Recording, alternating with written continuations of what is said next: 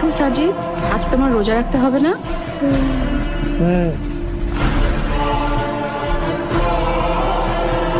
জলদি করো বাবা, সেহরি না করলে সারাদিন রোজা রাখবে কি করে?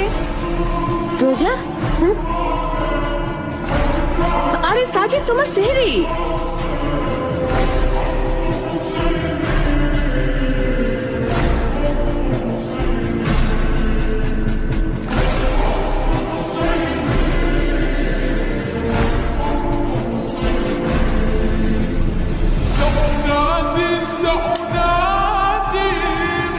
ভুলে গেছো?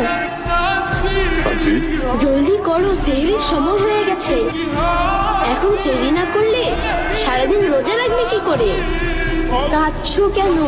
এটাও এনেছি তো। সাজিদ, সেলিম চাচাকে বলো ইফতারের জন্য আমাদের বাসায় আসতে হবে।